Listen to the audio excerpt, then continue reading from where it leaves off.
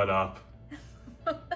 Hey everyone, it's Courtney and Jeremy. See, like these other people at the National who for some reason walked around for 2 days and had to stay up past their bedtime, they lost their voice. I'm good.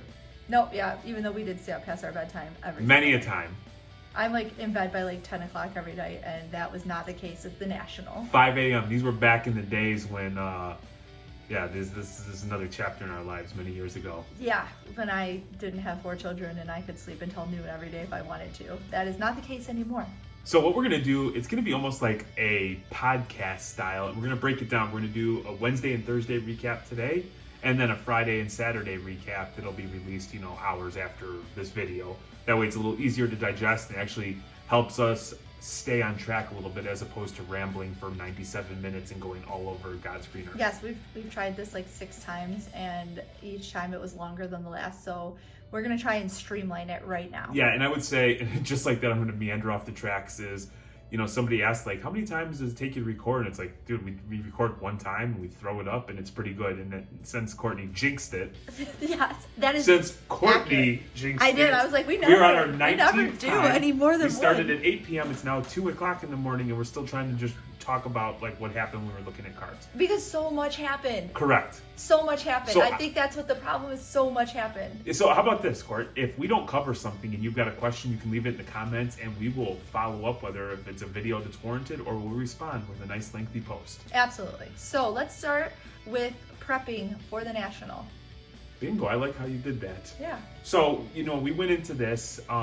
Courtney and myself both have different experiences with trade shows within our our respective industries. Mine was fun, his was work. Mine was, and so I had an idea of what to expect. I had been to this convention center many years, was very familiar with it.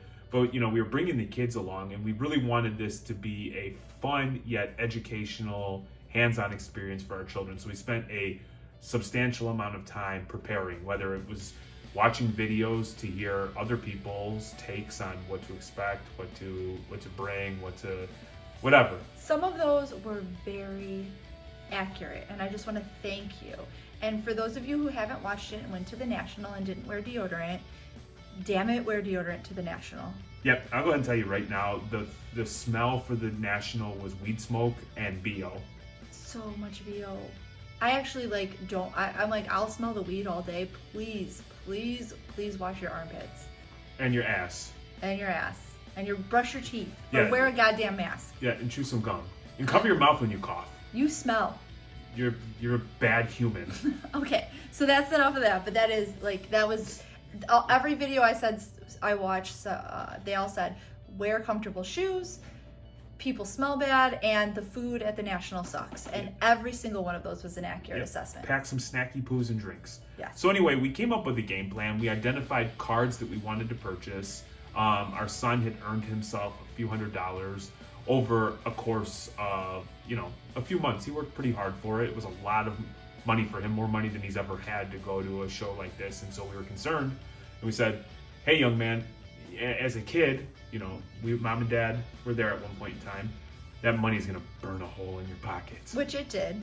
But we'll get on to what Steven did in a minute. So we wanted them to come up with a list of which players are you targeting, which kind of card are you targeting, tell me why. Ultimately, we're going to tell you yes. We just want to make sure that you develop the thought process, that you're thinking these things through and not just, ooh, shiny thing. Right, and we definitely prepped. Jeremy and I prepped. We had the kids be a part of it. We went through, we priced everything so we understood what we were bringing. We put pop reports because the thought process was if we were going to meet with somebody and we're doing a deal, it would be more streamlined, and that proved to be true, and we'll talk about that as we get into it.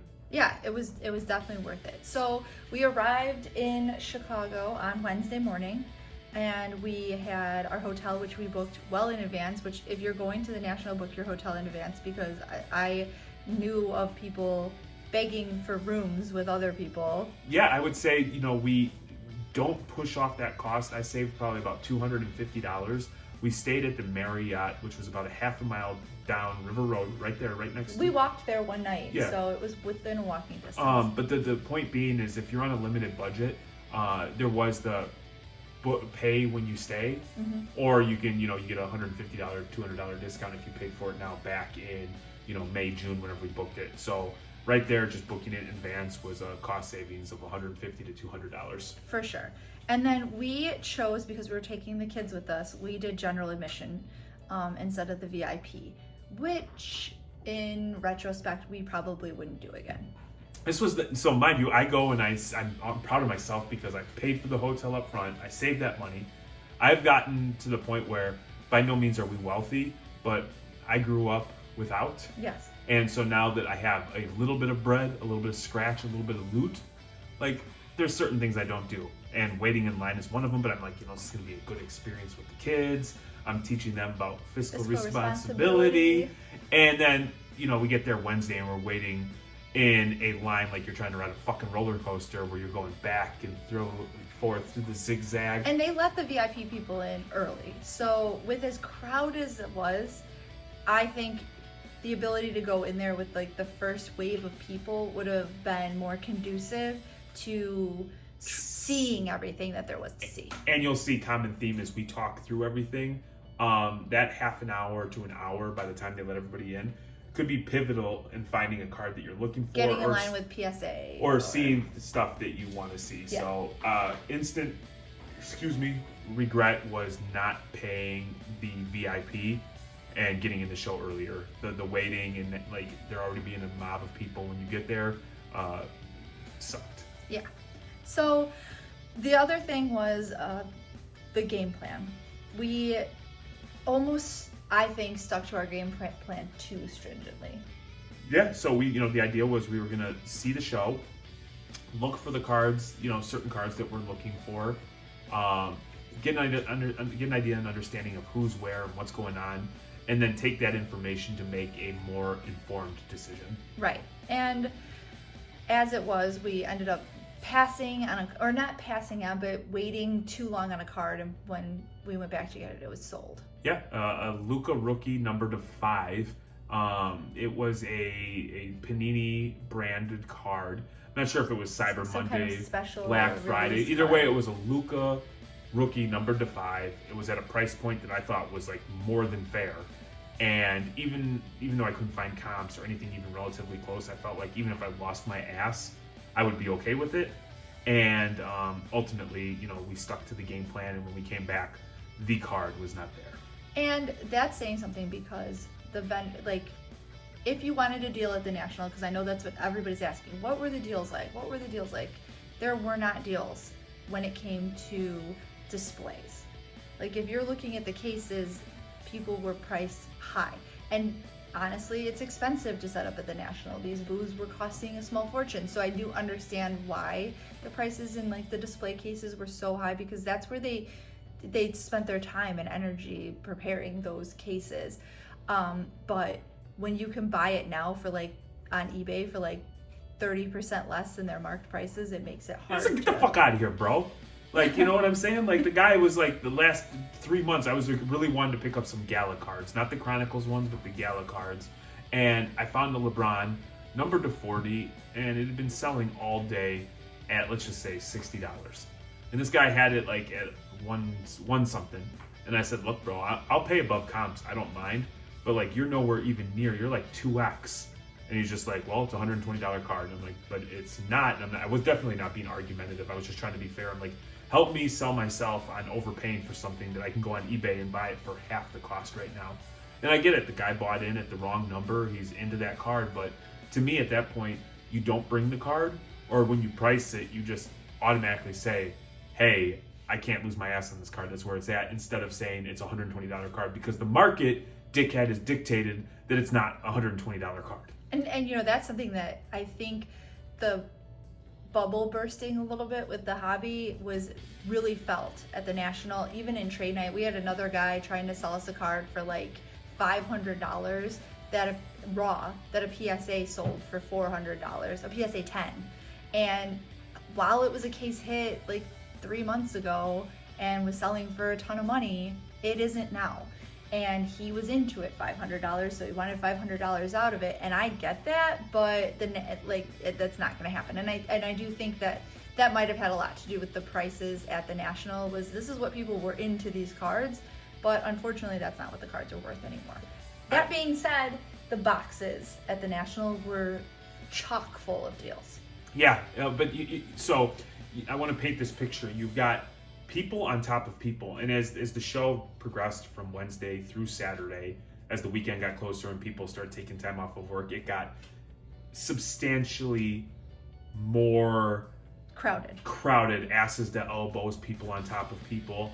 So getting to a box and actually being able to peacefully go through it without somebody being on top of you, without, I always have like the girls who grab my butt and stuff like that. It's just something you have to deal with. Just really uncomfortable for him. And it's tough. Because there was just a lot of girls there. So many, way more girls than guys at the National. Correct. My favorite part of the National was there was a woman's bathroom that was actually shut down, which if you're a woman and you go anywhere where there's large things, anytime you see one of the bathrooms closed, you're like, this is going to be a nightmare. I never waited in line in the bathroom one single time. So that was my favorite part of the National, going to a giant event where I didn't have to wait in line for a bathroom. Right. So like we became, and we understood going into this, watching other videos, that an emphasis by a dealer was going to be placed on their showcases and making sure those cards were priced appropriately, that they don't have the time to go through their, let's say, $1 box, $5, $10 boxes. Even up to the $20 boxes. Which we found to be true because it took us, an entire family, a good amount of time to price, 40, 50 cards to make sure they were priced appropriately and with pop reports. So we understood that's where we wanted to target and we wanted to look through.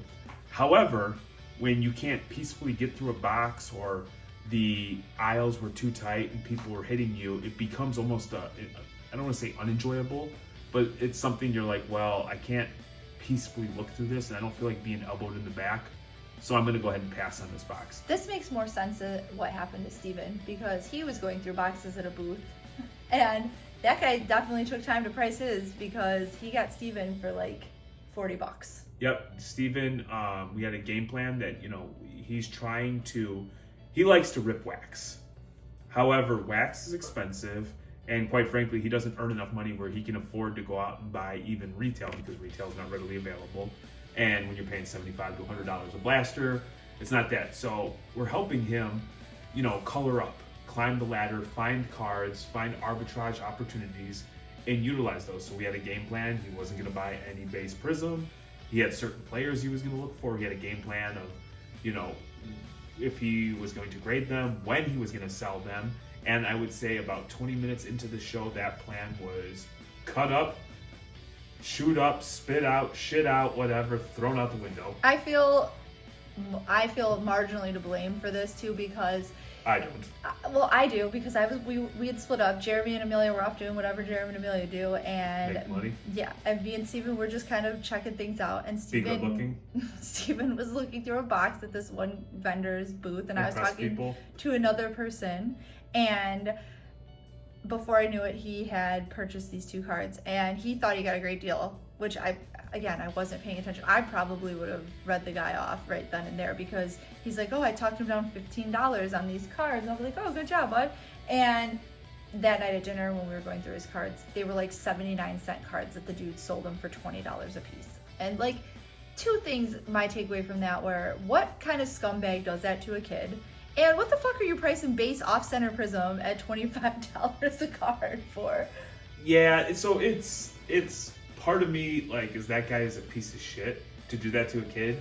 But I also, like, and this is not right, but I think, like, every person who's been in the hobby, I was the kid that the guy said, how much money do you have? And I'm like, well, I've got $18. He says, well, man, it's your lucky day. That's how much this card costs. This 6th-year Dimitri Young card, the meat hook, here you go. It was a valuable experience, because it cut Steven pretty good, because he felt like shit. He was so upset. And I was like, it's okay, dude. I'd rather have you just lose this, $40 now than do it on something big. But it was the importance of, like, hey, we agreed that we weren't going after base Prism, and he was actually far more discerning the rest of the trip. So, and we bought him some stuff to make up for it. So don't feel too bad for Big Steven. He's fine.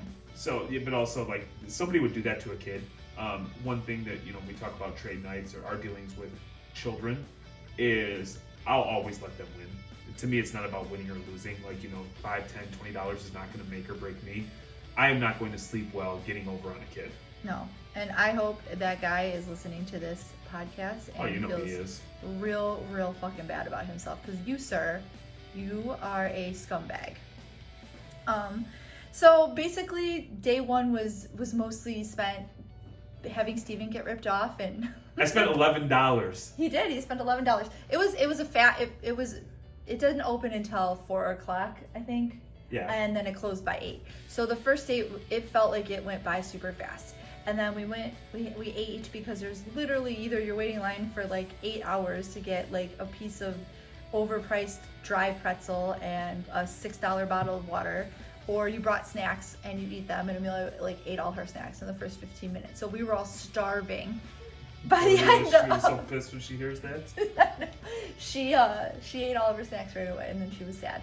But so we were starving. We went and got dinner, and then dropped the kids back off at the hotel where they watched movies and hung out. And me and Jeremy went to our very first trade night, which was intense. Yeah, so ultimately we end up at Lowe's, which seemed to be the most popular place overall for late night trade nights. For sure. We had absolutely no experience in that environment, had no idea what to expect. I actually this trip was everything I thought it was going to be. Nothing caught me off guard with the exception of how to act at trade night. Yes, Jeremy is polite to almost a fault. When we would go up to the cases, even at the show, he would stand there and wait for someone to acknowledge him while people like walked up in front of him and were just like, hey, how much is this card? So that is something like you have to be assertive, and trade night is even more so that way because it isn't organized. There's no one running it. You just come in, you bring your box of cards and your cash, and you just step right up to people and be like, hey, are you buying or trading? And that's it. That's what you do. Yeah. Otherwise, there is literally no way to be doing anything unless you are being the aggressor. We walked in and Courtney's like, all right, what are we doing? I'm like, all right, give me a minute. And I stood there like a penis trying to assess the situation and figure out the rhyme or reason for everything. And just like Courtney just described, there is no rhyme or reason. You just fucking walk up, you whip your PC out, throw it in somebody's face, let them look at it, touch it, feel it. And if they want to do a deal with you, you do it. And luckily for Jeremy, I'm more than willing to be like that guy. I'm that guy. I just like walked You're up. You're not that guy. I am. I started just doing it, and we ended up selling a bunch of cards, meeting some new people. We posted up at some chairs because that seemed to be for us, because Jeremy is more of a polite person and it makes him uncomfortable to like do that. Setting up in like kind of a central area and just opening up our box and like I would make eye contact and talk to people. Yeah, I whipped out my PC, Courtney opened up her box, and we just chilled. No, but so we identified, so that it was cool because we were always, the way my brain works is we're always like, how can we improve this system or process? What can we do better? What can make it more conducive to be successful? And finding a centralized location, just opening up our stuff, which basically says, hey fools, I'm open for business. That worked for us. So it brought the people to us. Courtney's engaging in conversation. I'm, warming up to folks. And then we just started wheeling and dealing. Yeah, and we did pretty well the first night. And then the next day we got up and... Can I add one more thing? Yeah. My dear? First off, for the trade night, where we were at didn't have even though it was a nice hotel, they didn't have anything readily available. So if you were hungry or thirsty, you were ordering Uber Eats or one of those delivery services. I think everybody there said that they had pizza like 82 times a day. So I would make sure that you came prepared with like food and drink. I would also not do these kinds of events under the influence, because you were up against there was hundreds of people that are like sharks in the water looking for deals that are razor sharp. And so understanding that we were treating this more like a work trip, we were having coffee beforehand, fully prepared, and then partnering up and having a buddy. Yeah, because there's a lot of theft. Yeah, so and people are reaching into your case and your box, or if you have your stuff set out, like someone will come up from your left side, someone will come up from your right side, and they're grabbing your cards and sorting through them, and it would be real easy for someone to just pocket your stuff if you're not keeping a very close eye on it. So that is definitely something. And Jeremy also purchased tracking air tags for our case, which I would 10 out of 10 recommend doing as well, just to make sure that you're protecting yourself and your assets. Yeah, and so, obviously you're trying to wheel and deal. You don't want to tell somebody no. And obviously you should if you feel uncomfortable or you have to say, hey, hold on, I just want to, we're working on a deal. I think that's fair, but just something that I saw routinely happen is, people get excited and they're just looking at cards, and I think, everybody we dealt with at least seemed to be. And people are sitting real close to each other too. I've watched some kids, like they were sitting super close to the point of that their cards were touching, and I could see it being easily, not even on purpose, something getting mixed up with somebody else's cards. So that's just like observationally something that I noticed that I would recommend you pay attention to if you do a trade night after one of these kind of big, huge shows where it's super crowded at the trades. Yeah, so I think it was maybe about 2 o'clock in the morning, we identified like, hey, the traffic isn't as high, we're maybe fading a little bit, we're a little bit tired, and, we don't want to let desperation be the driver. We want to make sure we're making sound decisions. We were happy if we picked up the cards that we got. We got some money, and we decided we'd go get a couple hours of rest and do it again Thursday. Yep, Thursday morning, the show opened much earlier. It was 10 a.m. opening, and it ended at 6 that day. Yep, and so the plan for that is we had dinner reservations at 5:30, so we identified we wanted to leave at 3:30, 4 o'clock, take that day's purchases, make sure they're prepared for that trade night. So. Yep, and we did that. We did that for sure. Thursday, I had more fun Thursday. We met up with the people that Thursday at the show was more for networking, I think, for us. Yeah, no, and so I think it's fair to say that for us, the show wasn't just buying and selling and trading. Right, we have a pretty active Instagram page that we have met a lot of people where now everyone in the hobby was coming together to the national. So it was really exciting because by Thursday, like a lot of people that we had only met via the internet and Instagram and YouTube or whatever were there. So we did spend a good portion of the show Thursday meeting up with people, and it was awesome. That was one of my more favorite parts about this, because the hobby is a lot about connecting and all that, in my opinion. I would say one of the most humbling things, and it probably happened to Courtney more than myself, because Courtney, she's very narcissistic, where she has to take pictures of herself, yes. And everything has to be about her. But when people that Such a dick. you don't know, who come up and introduce you and say that they just say they like something that you said or something you did, is a pretty awesome feeling. And I don't want to come across like that happened a ton, but for the handful or a couple handful of times for people we didn't know. Yeah, the kids had Reckless Cards t-shirts on, so when they were walking, people would be like, oh, Reckless Cards, I love your YouTube show or whatever. And I'm like, you've seen it? Yeah. Or every time the kids would be like, I'm famous, I would have to remind them, like, you fools, besides separating cards, haven't done much of anything. Quit living off of my hard fucking work. It was cool, though, for the kids, because we got to meet, like, Ryan from Card Collector, too. And that kid's, like, hella famous. Like, even kids who don't collect cards think that kid's famous. And to be clear, I say, like, I guess, because I'm old, and so, like, it's still foreign to me that kids watch YouTube and don't watch TV and shit like that. No, but there was some moments, like, the kids met Kate and Andrew from Luca's, and they were starstruck by that. And then Horace Grant was just kind of chilling upstairs at a bar one night. So there was celebrity power. Okay, so since we're name dropping, Courtney, we're name dropping, and we'll get to that, but I mean, like, we're with a group of people. We were invited there to hang out, and Kevin Nagandi from ESPN's just sitting there hanging out because he's into sports cards. And next thing you know, we're talking to Kevin Nagandi about sports cards, and I don't hound dog, I don't fanboy over people. So I was like trying to act like I don't know who this fucking guy is, but meanwhile, like, I grew up watching ESPN News and ESPN, and I was like, yeah, cool. I think it's cool. But it's pieces of cardboard bringing people together. Everyone from all walks of life. You have like millionaires, and then people who barely could afford to pay the $20 for the general admission, and they're all hanging out together and equally loving little pieces of cardboard. So I think that's cool, and that's something. That's a takeaway from the National that is awesome, is that, like, it brings everyone from all walks of life together, and they're all just kind of hanging out together, enjoying a hobby that we all love. And and as you're meeting people, and if this runs long, feel free to fast forward or shut it off, because I do think this is valuable, because I feel it. There's a lot of people out there that might not. they want to interact, but they don't know how to. It might come across as awkward. And I heard a lot of people who describe themselves as, what is it, introverts? Mm-hmm. And I'm never the one that like pushes the issue. And then it's funny because you've got a group of people that all want to hang out together or go do something together, but none of them know how to say like, hey, let's go look at cards together. Yeah. It's funny. It is funny, and it's cool in that you're meeting up with a group of people who all have the exact same interest as you.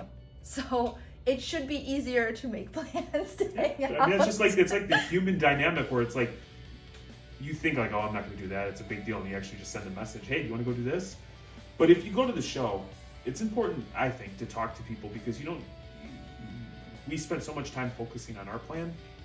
You start to get tunnel vision. Yeah. And then talking with other people, it broadens your perspective, but also like kind of teaches you like, okay, I know what other people are looking at, or these are other opportunities available. These are who I need to go with. And also like the more people you know in the hobby, the easier it is to trade with somebody or to sell a card that you maybe picked up and don't need. You're like, oh, I don't collect this, but I know, Yamwax loves weird, cards or wrestling. So you can hit him up like, hey, my buddy's got this wrestling card he's looking to unload.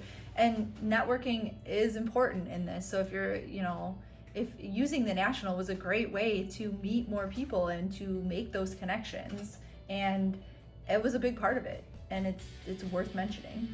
Yeah, I can't speak on that enough, and I don't want to make the video run much longer, but we still have to talk about trade night number 2. No, I know about it, and we still have to talk about like what we did during the show. One thing I wanted to touch base on is a lot of dealers were not buying.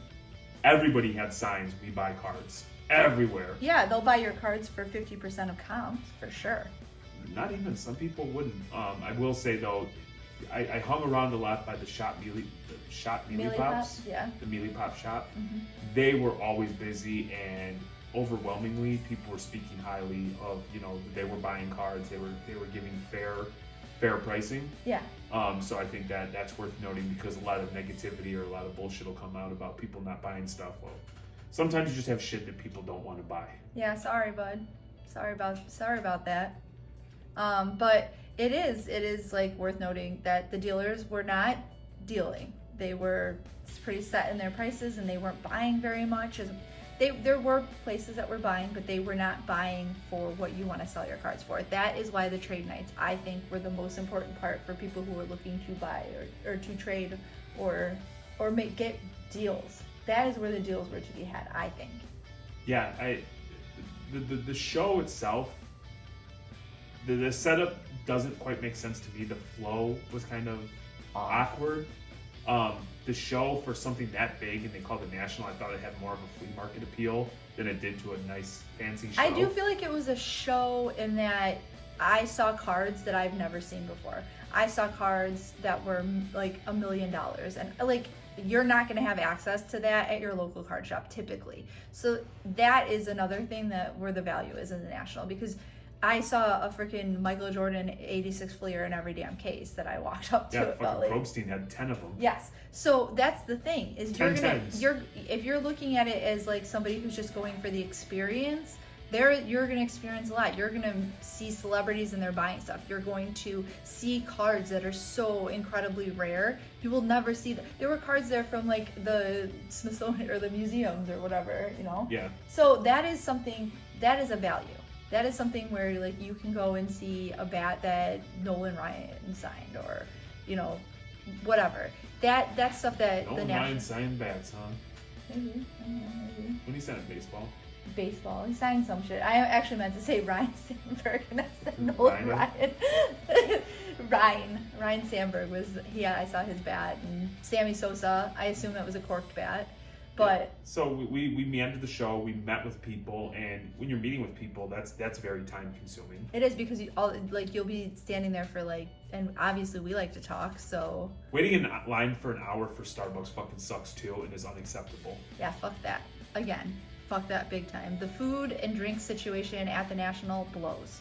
It blows hard. You're paying $6 for a bottle of water. The vending machines were sold out. We were prepared though. We did. We brought snacks and drinks because we watched videos like this one that told us bring fucking snacks and drinks. So do it. That is not a lie. That is not an over exaggeration. You will pay more in food if you don't, and waste your time if you don't just bring stuff. Yeah, I agree. We the Luca was gone. That sucked. Wish Yeah. we'd have pulled the trigger on that, but we continued to monitor, look for potential opportunities. But when you're dealing with people and you're talking, that takes large chunks of time. Yes. Large chunks of time. So we identified that we wanted to get out of there by like 3:30, 4 o'clock. We wanted to regroup for trade night, and it was going to be the big trade night. There The was sponsored one that Yeah. Card Collector 2 and Kentucky Roadshow put on, and then it was sponsored by Panini and Sports Card and Investor. Sport Card Invest. And so Sports Card PJ Investor. Washington was going to be there, signing autographs, all that good jazz. So we went and got all of our cards together, made sure we had cash, change, the whole nine. Went to dinner and we made our way over. I'm glad we went late too, because it was well over capacity for the first several hours that trade night. We didn't get there until like after 9 o'clock, and it started at 7. And it was everyone that was there early said it was a shit show because it was so crowded. Fortunate for us, learning from what we did before, we found a table near the corner. Mm-hmm. We were able to post up, and then we saw other people were laying all their cards on the table, and it makes sense, right? You can walk by and something grabs their eye. So we were positioned in a spot where basically you see everybody coming at you. You really can't have a lot of people come from behind you or the side. And I would say it was absolutely incredible. People, the morale and the vibe of the entire room was awesome. People were super positive, and everybody was engaging. And so we had Amelia there too. And so between Courtney, Amelia, and myself, we were talking it up with people, and cards were moving very, very fast. Yeah, we sold a ton that trade night. And I have to say, there are tons of events that people, set up. Take advantage of those.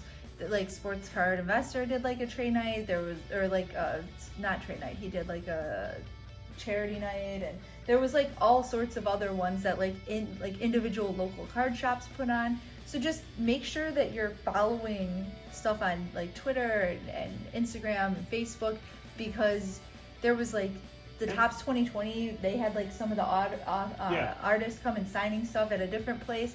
I didn't go to that, even though I'm a huge Topps 2020 person, because the artists that they had there, I didn't have any of their cards. So well, and it also goes with like the people that you're talking to throughout the day. They start messaging you, and hey, I hear this event's here. Hey, and it allows you to make a more informed decision of what's most important to you. Yeah, things that you're interested in. And there are tons of events outside of the Nationals. So just take note of that and pay attention to what you might be interested in doing, because there's cool things to do around sports cards for the entire week. And when I was young, I didn't understand networking at all when I was young. But one thing I think we can talk about a little bit right now is like we've said networking a bunch, and it doesn't necessarily have to be networking per se, but one thing we identified is these kids, and shout out to the kids in the hobby that are crushing it. I've never seen so many 10, 12, 14, 15-year-olds that have $50,000 in cash with hundreds of thousands of dollars worth of cards. I can't tell you how many times Courtney wanted to fucking light all of our cards on fire because some 9-year-old who had puby face looked at our cards and acted like they were beneath him, and then walked off. I remember the first trade night, we had 3 teenage kids, between probably the ages of 12 and 16, come up and look at our cards and be like, nah. Literally, the one kid was fingered them all, was like, nah, pass. Just like that, pass. I'm like, okay. And I turned to Jeremy, what? Are our cards not shit? What? We bought goats. Yeah. 90% goats, good graded goats, and it was like, this isn't a Justin Herbert or a Joe Burrow. I'm not interested. Yeah. Well, where's your Lucas? Where's your Mahomes? Yeah. Where's your Mahomes? Oh, you don't have a Mahomes? No good. But I would watch these kids, and these kids are going from one table to the next table to the back, and I can't tell you how many times we saw a kid trade into a Jordan, use that Jordan to buy a Mahomes, to use that to liquidate into cash, to go buy something else, and it was, you would sit there. They were like runners too, because you'd see a kid go up to someone and want to trade with them, and they'd be like, no, and the kid would be like, well, what are you looking for? And the person that had the card that they want would be like, well, I'm looking for Luca, whatever, blah, blah, blah. So that kid would then leave and go around to every single person at trade night until they found a card that the original person wanted. So you could literally just be like, hey kid, if you want this card that I have, go find this and bring it back to me. And they would do it. And it wasn't just one kid, it was lots of kids. Yes. There were so many kids, which makes me happy for the future of the hobby. because if there are this many young kids in it, like hustling at this age, that is just longevity for all of us. It inspired us too, because on the next episode we'll talk about an opportunity that presented itself, and that I think that maybe 3 days before that we might not have jumped on it because it just wasn't easy. It was definitely hard. But we And did so it anyways. we sat and we watched these other kids, and so I identified really quickly that Jeremy likes to identify. yes, that's my buzzword. We have a for drink. tonight. We have a drinking game this episode, so every time Jeremy said identify, you have to do a shot. And then we got a drinking time every time Courtney's an asshole. We have to drink, and that's why we've been drunk for the duration of our relationship. I digress. But it became very apparent that all the work that we put in on the front end was awesome, because people dealt with us, and if they were buying multiple cards, they would only look up one or two and they would see that like our numbers were on the up and up, and it made everything incredibly streamlined. Yeah. So I think we could end it there. I think that's good. That trade night, again, really late, sold a ton, went home with so much cash. Yeah. I will say for our daughter who was there, who's a trooper, she was incredibly I think it inspired. I think so. She went from like, sports cards are fun, they're all right, to like, I am obsessed with this and I want to learn everything there is about sports cards. So because I think at that point she had seen it cradle to grave. She saw the card, the preparation, it being sent out, delivering it to the post office, getting it back, and then actually seeing that cash in the hand, and like, holy, I spent $20 to now have 50, and if I just rinse and repeat, I can make more 50s. yes, and also it doesn't hurt that she's adorable and nobody heckles or bothers her when she says a price. They're like, okay, and they just pay it.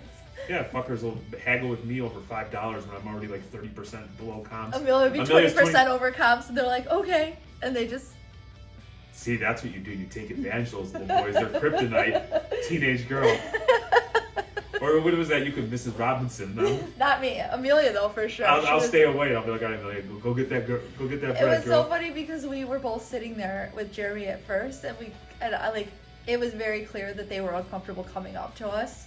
So me and Amelia got up and walked around for a while, and then we came back, and once the flow was going and people were coming over and buying, then it was easy to stand there. But at first I feel like us being there was a little bit of a detriment too, because Amelia is adorable. I don't know if you might not have seen her, but she is super cute, and I think some of the teenage boys were a little intimidated by her at first. Yeah. Courtney, where can the fine folks YouTube. You can like and subscribe and hit the little bell here on YouTube if you like our long rambling videos. Otherwise, for shorter, more easily consumable content, you can check us out on Instagram at Reckless Cards, at Facebook at Reckless Cards, or Twitter at Reckless_cards. We're also on Discord. Again, Reckless Cards. So. And you just made that TikTok. You don't even give TikTok a shout out. Oh shit, yeah, we are on TikTok too. I'm gonna try and utilize TikTok a little bit more because it's fun, but I'm a shit show on TikTok, so sorry about that. Yeah, so we're gonna probably pause it. Courtney's giving it, because she was a jerk to me, I'm gonna drink 14 beers, kind of get in that sweet spot where I can tolerate it, and then we'll record Friday, Saturday. Absolutely. So the Friday, Saturday video will probably have the winner from last week's YouTube video on it, because this one is long as hell, so all good. We're not gonna make it any longer for you. So check out the next one for the winner from last week's YouTube video. Have a good night. Bye.